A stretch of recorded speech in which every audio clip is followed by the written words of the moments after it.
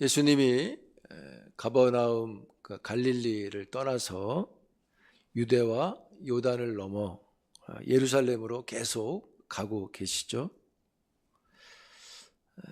가는 길에 여러 일이 일어났고 또 그 일들과 관계돼서 예수님이 제자들에게 계속 가르치셨습니다. 그래서 그 여정을 보면 가르쳤다는 내용이 참 많이 나와요. 가시는 길에 이번에 바리새인들이 또 찾아와서 예수님을 시험하고자 질문을 합니다. 내용은 그래요. 사람이 아내를 버리는 게 옳으니까. 이 말은 이혼을 해도 되나요? 이런 말입니다.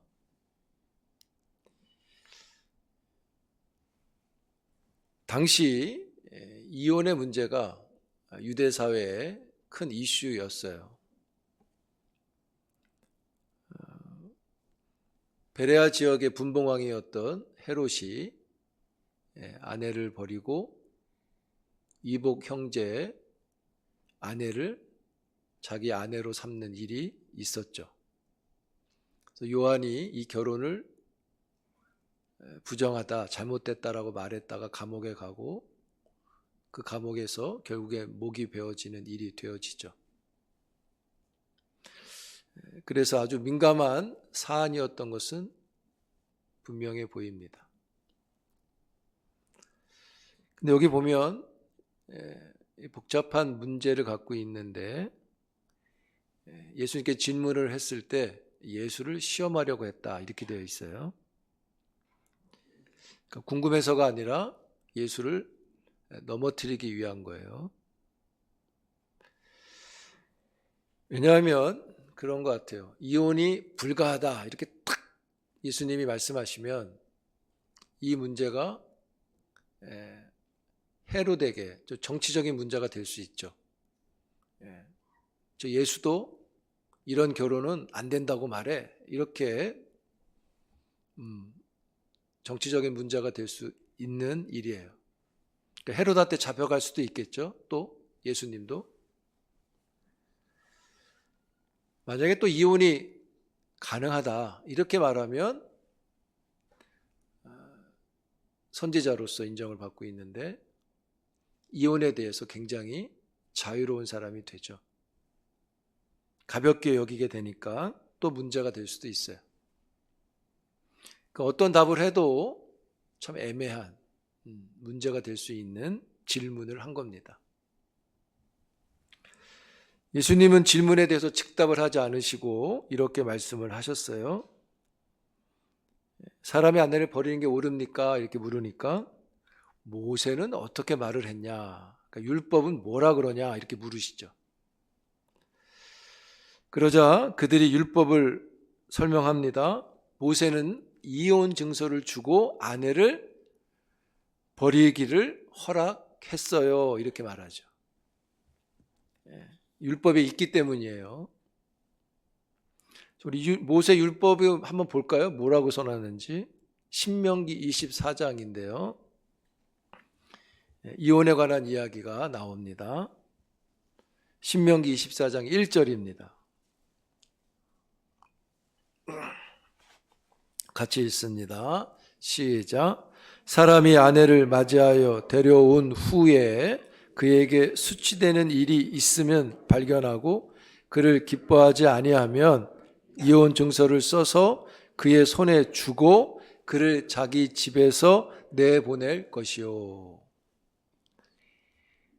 그러니까 바리새인들은 율법은 이혼이 가능하다고 기록되어 있다고 말을 해요. 여기 내보내라고 돼 있으니까 증서를 줘서 내보내라. 근데 예수님이 이렇게 말씀을 받아서 또 하셨어요. 우리 본문 5절에 보면 이렇게 말씀하시죠.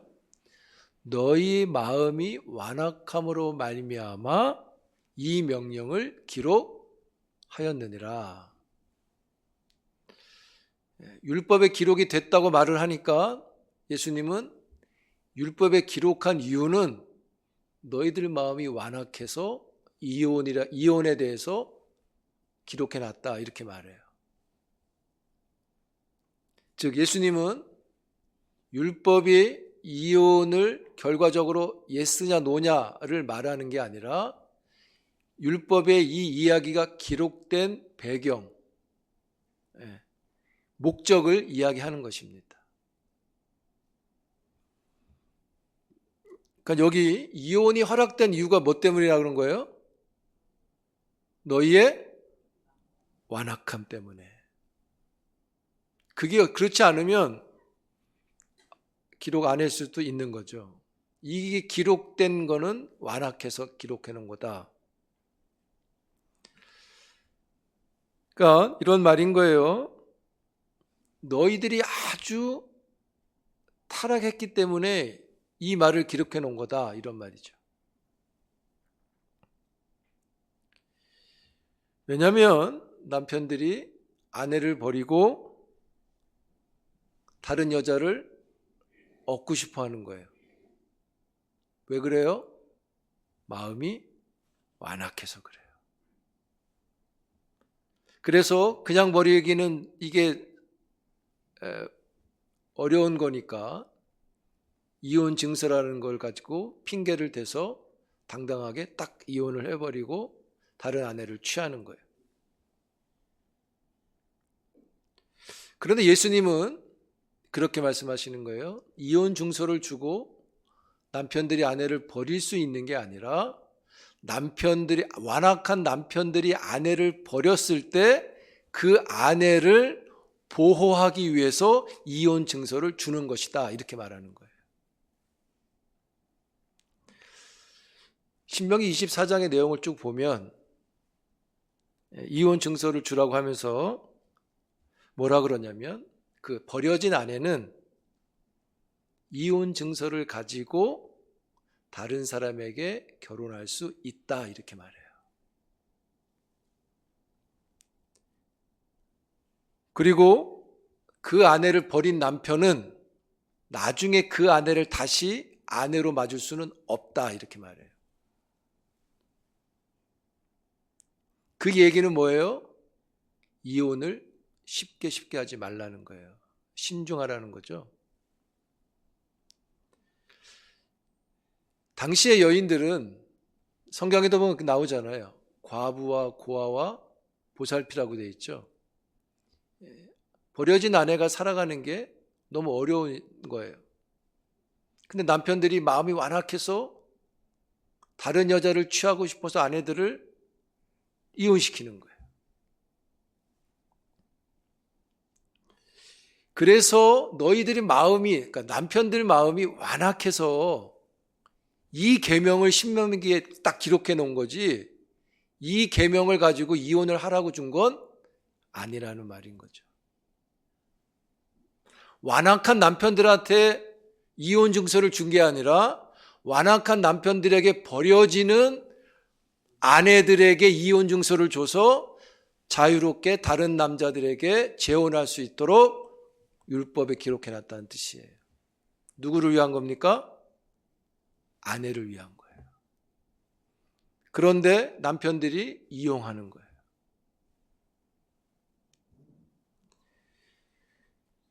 좋은 샘플이 있죠? 당시에 누가 있었어요? 헤롯. 헤롯이 자기 아내를 파사엘리스라는 헤롯 가문의 왕의 딸인데 버리잖아요. 그리고 누구랑 결혼해요? 이복 동생 헤롯의 자기 이복 형제죠. 아내 헤로디아를 아내로 맞이해요. 그래서 나이가 나오지 않기 때문에 아마도 아랫사람으로 봐서 동생 부인이라고 말을 하는 거예요. 이게 가능한 얘기입니까, 여러분? 자기 아내를 버리고 자기 이복 형제 아내를 자기 아내로 취하는 게 가능해요? 그러니까 요한이 말했다가 목 베어 죽은 거예요.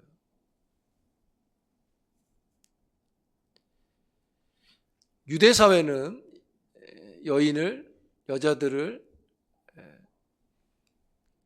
아이를 낳는 가계를 잇는 정도의 여인으로 봤고 또 노동력으로 보고 그런 일들이 많았어요. 그래서 계수에 여자들이 들어가지도 않죠. 그런 정서 속에서 이 율법을 보니까 이혼 증서만 주면 버릴 수 있다고 받아들인 거예요. 그래서 예수님이 그들에게 바리새인들의 질문에 이렇게 이제 대답을 하시는 거예요. 이게 이제 예수님이 정말 주고 싶은 답인 거예요. 6절 9절에 보면 6절에 그렇게 말씀하셨어요. 창조 때로부터 사람을 남자와 여자로 지으셨다. 이 말은 뭐예요? 사람을 누가 지었다고요? 남자와 여자로. 그러니까 이 말을 결혼으로 말하면 남편과 아내를 지었단 말이에요. 그래서 남편이 함부로 아내를 버릴 수 없다는 거예요. 왜요? 남편과 아내는 누구 거예요? 하나님 거예요. 창조 때부터 그랬다는 거예요. 그래서 그 뒤에 이제 부모를 떠나 둘이 한 몸이 되고 이걸 나눌 수 없다. 왜요? 아내가 하나님의 것이고 또 남편도 하나님의 것인데 그 남편이 완악해서 아내를 마치 자기의 물건처럼 버리는 거예요. 싫다고. 그게 안 된다는 거예요. 하나님의 창조 질서에 위배된다는 거예요. 그래서 이런 말이에요. 결혼은 하나님의 것이다. 이런 뜻이에요. 하나님이 제정한 거다. 그래서 결혼은 그러니까 제멋대로 좋다고 결혼하고 또 제멋대로 싫다고 이혼하는 게 아니다. 이런 말인 거예요. 그런데도 마음이 완악하니까 다른 여자를 얻고자 아내를 버리는 일이 있는 거예요. 근데 거기다 이혼 증서까지 율법에 의해서 탁 준다는 거죠. 그래서 하나님이 율법에 기록한 의도하고 전혀 딴판인 거예요. 오히려 완악한 마음이 율법을 이용하는 거예요. 율법이 그러했다, 허락했다 해서 이혼 증서를 주고 아내를 버리는 일은요, 율법적으로 맞는 일이 아니라 이거는 남편의 아내를 버리는 일은 폭력과 같은 거예요. 왜? 아내가 당하잖아요. 선택권 없이 당하잖아요. 이유를 들이대고 이혼 증서 주고 해버린다는 거예요. 그래서 이 아내에게는 폭력적인 일이고 이게 하나님께는 죄입니다. 죄. 예수님이 그런 자들에게 따끔한 말씀을 주십니다. 11절 12절 우리 함께 읽어볼까요? 같이 시작. 누구든지 그 아내를 버리고 다른 데 장가드는 자는 본처에게 간음을 행하며 또 아내가 남편을 버리고 다른 데로 시집가면 간음을 행함이니라. 여러분, 이 말씀이 완악한 남편한테만 주는 말씀 아닙니다. 완악한 아내에게도 주는 말씀이에요. 남편이 아내를 버리면 안 되고 아내도 남편을 버리면 안 된다. 버리고 다른 데 장가가고 시집가면 그걸 뭐라 그랬어요? 간음이라 그랬어요. 그러니까 버리는 게 간음이에요. 버리는 목적이 간음이 된다는 거예요. 여러분, 우리가 9장 말씀 봤는데 9장에 보면 그런 일이 있었죠. 그 가는 길에 제자들이 예수의 이름으로 귀신을 쫓는 어떤 사람을 물리쳤죠. 넌 우리 팀이 아니니까 그런 일 하지 마. 이렇게 물리쳤잖아요. 그러자 예수님이 그러지 마라. 실족시키지 마라. 남을 실족시키는 사람은 꺼지지 않는 지옥불에 들어가는 것보다 더 나쁜 거다. 이렇게 말씀하셨죠. 그 말씀의 연장선에서 보면요. 완악한 남편이 아내를 밀어내는 거예요. 아내를 버리는 건 남편이 아내를 실족시키는 거예요. 지옥에 가는 일인 거예요. 여러분, 바리새인들이 율법을 갖고 실제는 자기들을 실족시키는 일을 하는 거죠. 영적인 유익이 없는 거예요. 그래서 예수님의 말씀은 그거예요. 이 예루살렘에 올라가신 이 길에 나를 따라오는 사람들은 어떠한 이유로도 누구를 버리는 일을 해서는 안 된다는 거죠. 어떤 방법을 해서도 안 된다는 거예요.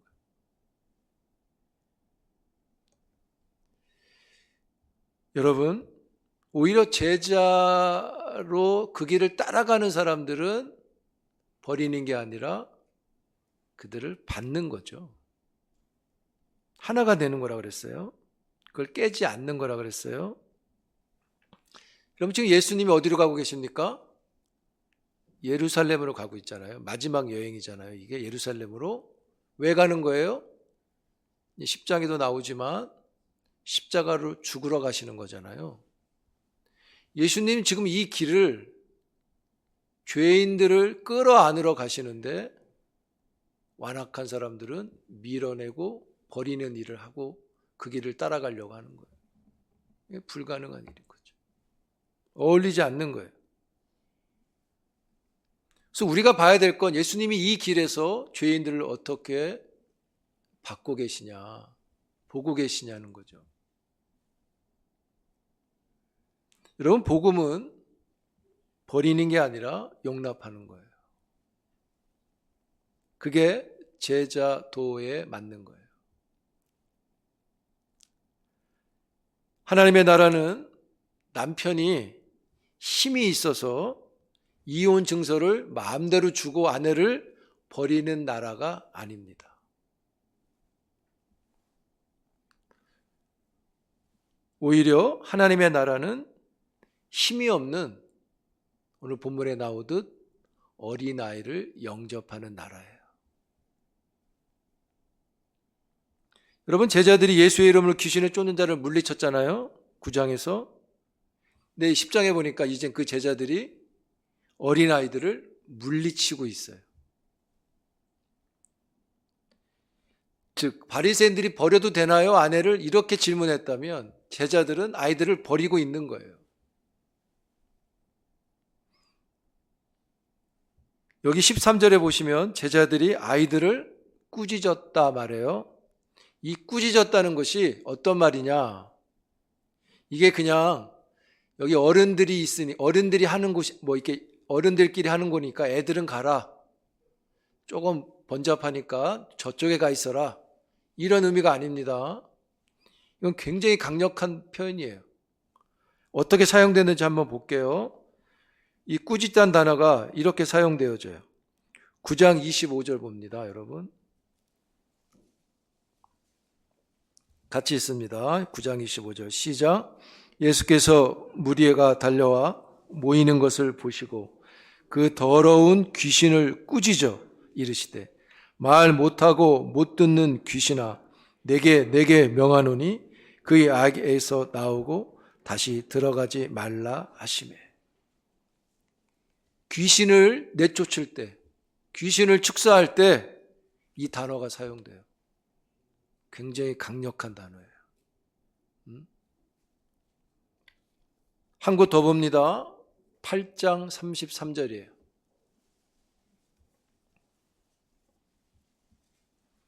같이 있습니다. 시작. 예수께서 돌이키사 제자들을 보시며 베드로를 꾸짖어 이르시되 사탄아 내 뒤로 물러가라. 내가 하나님의 일을 생각하지 아니하고 도리어 사람의 일을 생각하는도다 하시고. 여기서 베드로를 꾸짖었다 그랬는데 이 베드로가 무슨 일을 했어요? 하나님의 일을 대적했잖아요. 하나님의 일을 생각하지 않고 그 일을 대적하잖아요. 하나님 일을 대적하는 자에게 사용되어진 말이에요.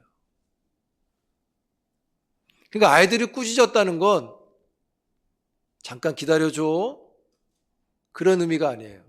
귀신을 쫓듯 하나님의 대적자를 쫓듯 아주 강하고 힘있게 힘으로 누르는 거예요. 노골적으로 야단을 치는 거예요. 여러분, 하나님의 나라를 섬겨야 할 제자들이 하나님의 나라를 막아요. 제자들이 아이들을 향한 폭력과 같아요. 여러분, 아내를 자기 마음대로 버리는 자들이 하나님 나라에 못 들어가듯 약한 자를 영접하지 않는 자들도 하나님 나라에 결단코 못 들어가요. 하나님의 나라를 언급하면서 사람을 물리치고 거절하고 어떤 생명을 향해서 그런 일을 하는 건 지옥의 열매예요. 여러분, 왜 어린아이들이 환영받아야 되죠? 왜 아이들이 영접을 받아야 될까요? 아이들이 순하고 착해서 영접하는 게 아닙니다. 아이들이 예수님께 영접을 받는 건 아이들의 자질이 좋아서가 아니에요. 예수님이 아이들에게 복을 선언하시는 이유는 아이들의 자질 때문이 아니라 그 아이가 말 그대로 어리기 때문이에요.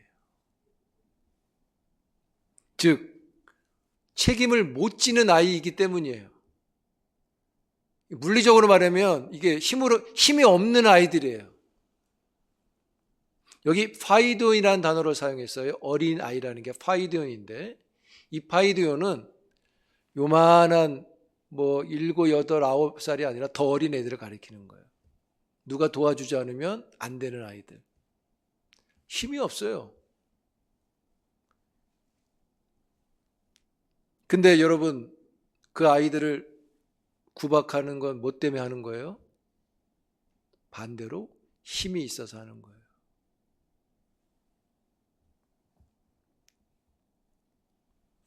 그래서 예수님은 책임을 못 지고 힘없는 이 어린 아이들, 약한 아이들, 그래서 영접하시는 거예요. 힘이 없기 때문에 영접하는 거예요. 오히려 폭력을 가하는 사람들로부터 보호하시는 거예요. 여러분, 분명하죠? 예수님은 힘이 없는 아내들, 힘이 없는 아이들, 힘이 없는 연약한 사람들을 쓰다듬어 주시기를 원하시는 거죠. 그게 하나님의 마음이에요. 물론 요즘 시대는 이혼이라는 것도 또 남편과 아내의 관계도 많이 달라요. 그래서 여러분, 더 우리가 깊게 생각해야 돼요. 요즘은 아내들이 더 세요. 그렇죠? 네, 그렇다 그러죠. 저도 늘 느껴요. 아내 말을 들으면 떡이 생긴대요. 그동안 떡을 열심히 남편들이 갖다 줬는데. 또 이혼의 문제도 더 복잡해졌어요. 예전 같지 않아요. 아내들이 힘이 없어 버려지는 건 아니에요. 남편들도 또 마찬가지예요. 그런 적용을 놓고 맞냐 안 맞냐 따지지 말고 그 적용을 하기 전에 말씀이 가르치는 본질을 우리가 잘 받아야 된다는 거죠. 그래서 결혼에 제한되는 게 아니에요. 약한 자에 대해서 어떻게 할 것이냐는 거예요. 힘이 없는 자에게 어떻게 할 거냐는 거예요. 여러분, 예수를 따라가는 그 길에서 자신한테 우리한테 묻는 거예요. 너는 어떻게 할 거냐? 그런 사람들한테. 물리칠 것이냐? 환영할 것이냐? 우리 팀이 아니라 가라 그럴 것이냐? 우리 팀이 아니지만 오라 할 것이냐?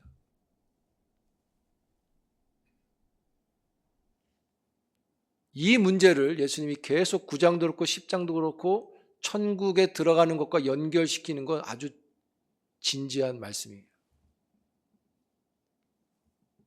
우리가 천국 사람이면 그렇게 해야 된다는 거죠. 여러분, 왜 예수를 따라서 예루살렘으로 올라갈까요? 예수를 따라가는 그 길에서 사람들을 실족시키면 안 되고 당당하게 막 이혼 증서 들이대면서 자기를 실족시키면 안 돼요.